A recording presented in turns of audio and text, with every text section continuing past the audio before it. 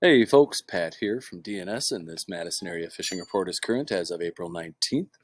Before we get started, just wanted to go over a couple quick things here. Wanted to thank Noah Humfeld for coming out last night and doing a great job kicking off our spring seminar series. You can see here we had great attendance. Want to thank everybody that came out. Noah was talking about getting ready for the spring opener on the Madison chain and just did a great job, so thanks again to him. Next week, we have Dave Rowe coming in. Dave is the DNR Fisheries Team Supervisor for Southern Wisconsin. He's going to be discussing the general health of the Madison chain and the rationale behind some recent regulation changes. Should be a great conversation there. And then Kyle Semple is coming in on May 2nd. He's going to be talking about fishing for smallmouth on the Wisconsin River. Kyle's mainly a fly fishing guide, but smallmouth live where they live and they eat what they eat. So anybody that's interested in catching smallmouth on the river is really going to learn a lot here. Kyle's a great presenter and a great photographer, and of course a very talented angler. So looking forward to all these great speakers. I want to thank them for participating and everybody that makes it out to their great events, and enjoy keeping that tradition going here. Been talking about a lot of new products off the old end cap here, about new for 2024. I think we pretty much covered everything, but I did want to mention, I like carrying locally made products here. So just a couple of things that we picked up recently. These are some swim jigs that this guy Ben makes. Ben's actually a young guy. He's still in high school, but yeah, he makes these cool looking swim jigs. Kind of interesting color patterns here, blue and kind of this dark brown looks pretty cool to me. So yeah, I've got those, a few of those on the wall, and then these Sanger Select bucktails are Dennis Sanger makes these. He's out of Wanakee, and yeah, they're super cool looking. I mean, kind of a standard looking musky bucktail, but what makes these a little different is he's got this patent pending trailer design down here for holding trailers on bucktails. But then he also, meticulously places these beads in here, and like these double blades here, kind of notorious for not spinning, or having a little trouble getting them spinning. These spin the second they hit the water, and they keep spinning. So it's kind of a cool design here. I know a lot of folks speak highly of these, so we're happy to be carrying those here at the shop. As far as other shop news goes, posters on the door. Not a lot going on. We'll talk about the Spring Fair fundraiser in a sec for SWTU, but that happens this Saturday. Tomorrow actually is going on. I got a poster here from Kyle Zempel's Drinking with Scissors. He had his last one on the 16th. Unfortunately, something came up and I couldn't make that, so it's pretty bummed there. But really, already looking forward to starting those again in the fall. And then, yeah, the Lakeview Church has a blood drive if you're in the neighborhood. But yeah, not a lot going on out there in the door. It typically the action gets kind of light out there this time of year. But yeah, the Southern Wisconsin Trout Unlimited Spring Fair fundraiser going on tomorrow. You can still log on here, go to swtu.org, and you can click on the thing here, go to secure site, and get your tickets. Awesome event. The cost of, or the quality of the food is worth the cost of admission alone. But of course, it benefits a great cause. You get camaraderie. There's some games. I'm helping with the casting competition. So yeah, it's a great time. And check it out Saturday down at the Eastside Club here there in Monona. So I guess that pretty much does it for the report, for the intro or announcements. Let's talk about the report. So this week we had started off warm and wet, but it's cooled off quite a bit now. Cool today and quite a bit of wind out there. Tomorrow looks also cool, but Sunday, temps are getting up into the 60s, and that's going to continue through next week. It looks like with temps in the mid 50s and 60s. So some great opportunities to get out and do some fishing there. Generally around the chain, of course, with game fish season closed, there aren't folks fishing walleye or pike or muskies, but with the nicer weather, folks are getting out on the water, and the fish seem to be in a better mood every day. Panfish bite's been good and getting better in several areas around town. Catfish are finally showing up here on the north side.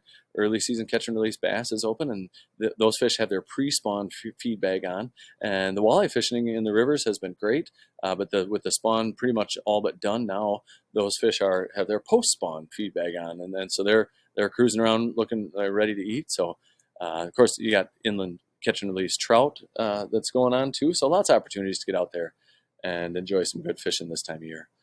Up here on Cherokee, I am starting to hear about crappies starting to move into the Cherokee Park area up here, so folks are getting into some of them, and some small bluegills mixed in there too. Down to the 113 bridge, also some crappies down there. On the crappie side of things, crappie minnows or minnow-shaped plastics on a jig and a bobber has been working well for those fish. But the big news down here to the 113 bridge is that the catfish have started moving in there finally. So folks have been getting catfish down there. Cut bait seems to be the most popular type of bait this time of year. So yeah, it's great to see that happening. Those fish should be down there until, I don't know, mid-June or so, till they spawn and then take off. Otherwise, on Lake Mendota, not a lot of reports out of the lake itself. Like I said, the bass are up shallow right now, so all around the lake. So if you can find shallow areas, you're probably going to find bass. But that really is how it goes pretty much in general. So any shallow areas are what's going to warm up first. So I've been hearing about all kinds of fish in areas like the North Bay, Mendota County Park, Pheasant Branch. I mean, the list goes on. Marshall Park, Spring Harbor, University Bay, Tenney Park. So, yeah, all those areas that are shallow tend to hold fish. Of course, the area below the Tenney Park locks is closed right now, so as a fish refuge. So you don't want to be fishing down there. But I did hear that that you can see quite a few walleyes, muskies, and even some sturgeon backed up in there. So that's always kind of a cool thing to check out. But it's a look but don't fish kind of deal. Lake Monona, same deal over there. Shallow water is starting to hold bass, and some folks are getting bass around the lake. The area up here by where the Yahara River dumps in is a great spot to find some fish. Otherwise, not much off the lake itself, but the bright down here at the Triangles and Monona Bay at Brittingham Park has been great for crappies. It sounds like it's good during the day and gets even better at dusk and after dark. So that bite's been going good over there. Lake Wingra, a lot of small panfish in there. Great place to take a kid.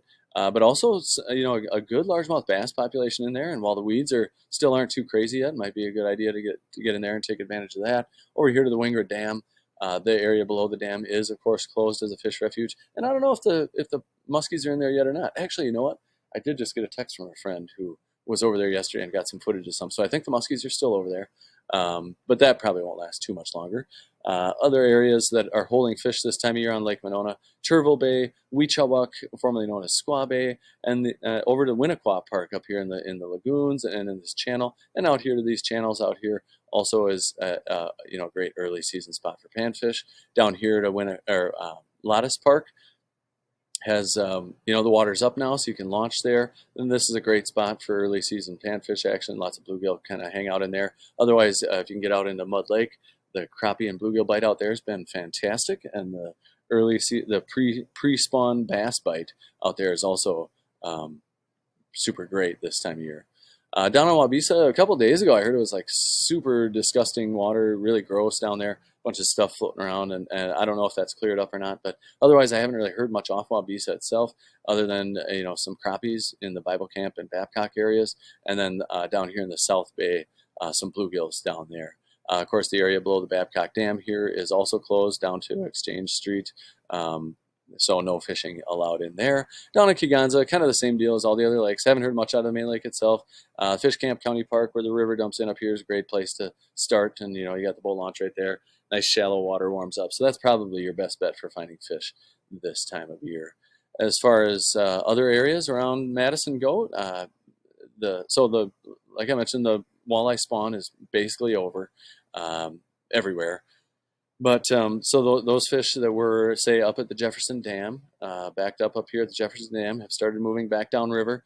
They will hang out in deeper holes, but a lot of those fish come back down out into Lake Koshkonong here, and I have seen reports of folks catching some nice pre-spawn fish. I think a lot up in the shallow area up here near Black Hawk Island and where the Rock River dumps in. But there are also some fish, down in Indian Fort at the dam here. And now that the walleyes are backing back down the river, the white bass come up and take their turn. Also heard about some catfish in the area and a couple northern in there. But same thing at the Jefferson Dam. White bass are moving in up there. Some catfish also being picked up there. And but the walleye, just because they're done spawning doesn't mean the bite is over. In fact, it's actually just the opposite. They're very hungry after focusing on breeding. So great opportunities to get out and do some walleye fishing. Up to Beaver Dam here, I've been hearing about the catfish bite, the eater catfish bite up there is still going strong. So get up there if you want to get some catfish. I know the walleye anglers up there would appreciate that. Also, the crappie bite over in Beaver Dam's been pretty good for shore anglers. Over to the Wisconsin River, same deal over there. Fish are done spawning, so bass or walleye that were up at the Prairie du Sac Dam are going to start moving back downriver into their deeper holes, where they're going to hang out for pretty much the summer. But then other fish start to move up to spawn, so the white bass are probably moving up in there too. And those walleyes that are moving back downstream are all hungry. Same thing in Lake Wisconsin. You know, they were having trouble on the lake the last few weeks while the spawn was going on because those fish moved upriver. Those fish are going to start dumping back down into the lake. So if I were up here fishing, I'd be looking in some of the shallow water up here on the northeast end, or some of the shallow bays, you know, around here. But the shallow bays that are around here are also going to be holding a lot of panfish and a lot of other fish, bass, in their pre-spawn modes. So yeah, great opportunities to get out and do some fishing. But yeah, same thing all the way up the river.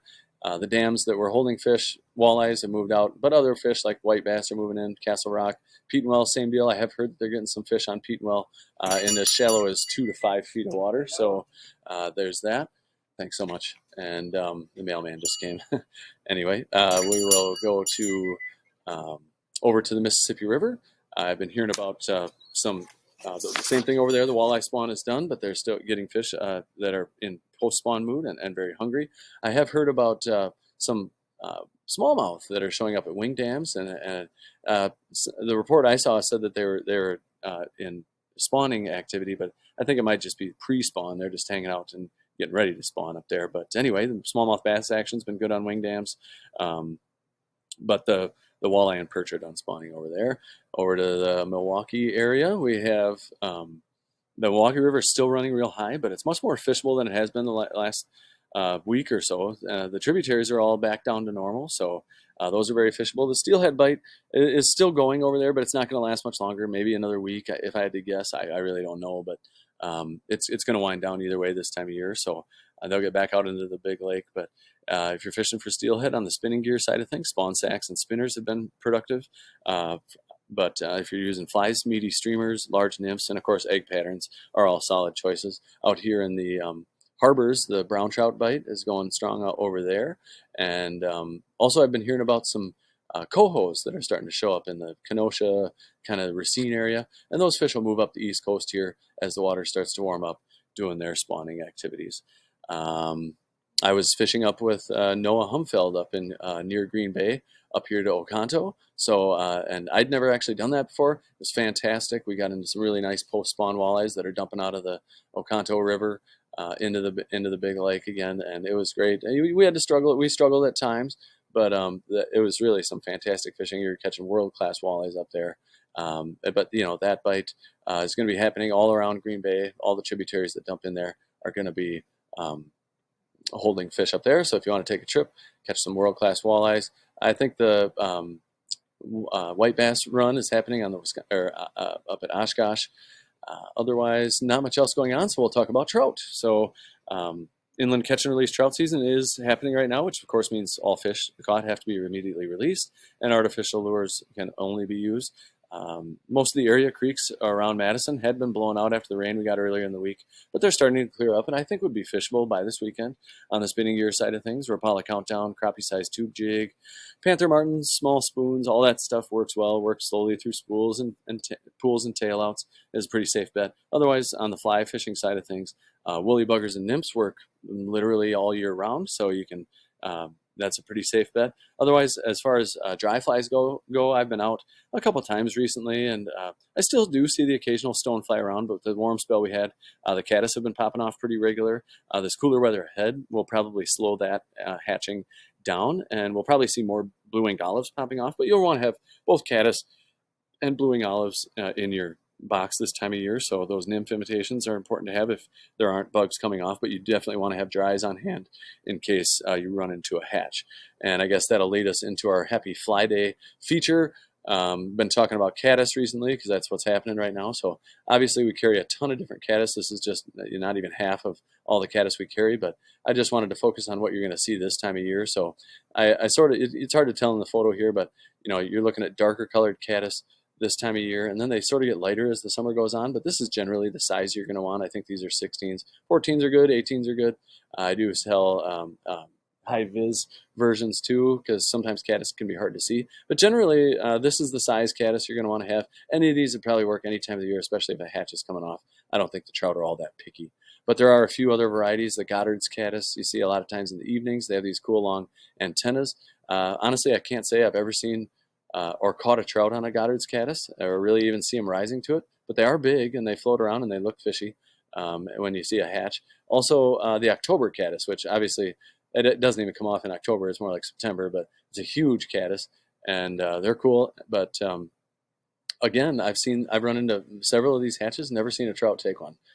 So I don't know what that means, but anyway, it's just my observation, and that's all I have, I guess, as far as the Fly Day feature goes. Want to thank you all for tuning in. Feel free to call the shop 241-4225 if you have any questions or want me to expand on anything. Otherwise, I wish you all luck out there. Thank you for tuning in, and we will talk next week. Take care.